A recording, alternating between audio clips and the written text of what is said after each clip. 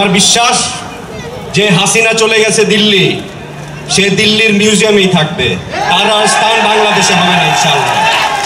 So তাকে নিয়ে, ওই ফ্যাসিস্টকে নিয়ে আর কথা বলাই হচ্ছে সময় অপচয়। তো আমি হাসিনা নিয়ে আর কোনো কথা বলতে চাই না।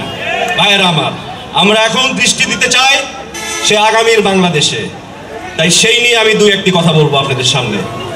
এখানে আমি দেখেছি আজকে যারা উপস্থিত আমার সামনে, এখানে অনেক তরুণ আছে, অনেক মা বোনেরা আছে, ছোট বোনেরা আছে। আমি দেখেছি আসার সময় সাধারণত অন্যান্য অনুষ্ঠানে রাজনৈতিক কর্মীরাই বেশি থাকে, এখানে আমরা সাধারণ জনগণ অনেক দেখতে পাচ্ছি, সেজন্য ভালো লাগছে। তো তরুণদের যেটা বলবো যে রাজনীতির প্রতি তারা কিছুটা বিমুখ। এর কারণ কিন্তু আমরা রাজনীতিবিদরাই, কারণ আমরা নিজেদের বদলাতে শিখি নাই। আপনারা যদি আমাদের নেতা, আমাদের ভারপ্রাপ্ত চেয়ারম্যান জনাব তারেক রহমানের ইদানিংকালের বক্তব্যগুলো যদি ফলো করেন, অনুসরণ করেন, আপনারা দেখবেন কিছু কথা উনি বলেন। যেমন কিছুদিনের একদিন আগে একটা ঘটনা ঘটেছে, আপনারা দেখেছেন যে একজন আমাদের বগুড়ারই মানুষ খায়রুল কাকা, জেলা সাংগঠনিক, উনি অনেক বিশেষণ যোগ করছিলেন আমাদের নেতার সামনে। উনি কিন্তু তাকে থামিয়ে দিয়ে বলেছে যে আর বিশেষণ এইসব যোগ করার দরকার নাই। উনি এও বলেছেন যে স্লোগান উপর ভর করে আর রাজনীতি কিন্তু চলবে না। ওই শোডাউন করে প্রোগ্রামে গিয়ে নায়কের মতো হাজির হবো, এইসব রাজনীতি মানুষ আর দেখতে চায় না।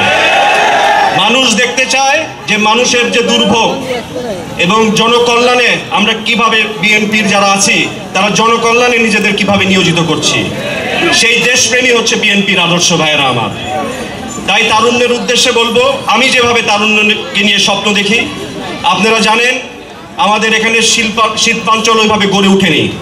আমার জানা মতে বিগত ফ্যাসিস্টের সময় বগুড়া ইকোনমিক জোন হওয়ার কথা থাকলেও বগুড়া নাম দেখে সেই ইকোনমিক জোনকে ওই ফ্যাসিস্ট হাসিনা কেটে দিয়েছিল, যেখানে সে এখানে হতে দেয়নি।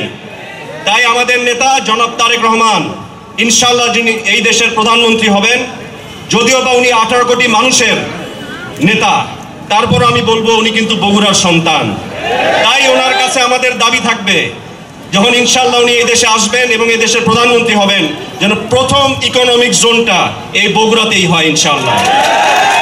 এবং এখানে যে গ্যাস এগুলো আসলে যা হবে, আপনারা জানেন আমি বিভিন্ন শিল্প সংগঠনের সাথে জড়িত, টেলিকম সংগঠনের সাথে জড়িত এবং আমি ক্রীড়ার সাথেও জড়িত। তো তারুণ্যের যে সুযোগ সৃষ্টি হবে এর মাধ্যমে, যে বেকার আমরা জানি আমাদের এলাকায়, এখানে কর্মসংস্থান সৃষ্টির ক্ষেত্রে এই জিনিসগুলো কিন্তু অতীব জরুরি। তাই আমার দাবি থাকবে, আপনারা অনেক দাবি দেওয়া করেছেন ইউনিয়ন থেকে, বাট আমিও আপনাদের পক্ষের একজন হয়ে আমি দাবি করতে চাই আমার নেতা ভারপ্রাপ্ত চেয়ারম্যান জনাব তারেক রহমান সাহেবকে, যেন বগুড়াকে উনি অন্য দৃষ্টিতে দেখবেন এবং বগুড়ায় যে শিল্পাঞ্চল গড়ে উঠে তারুণ্যের বেকার সংকটের নিরসন হবে, এই বিশ্বাস আমি রাখি ইনশাআল্লাহ।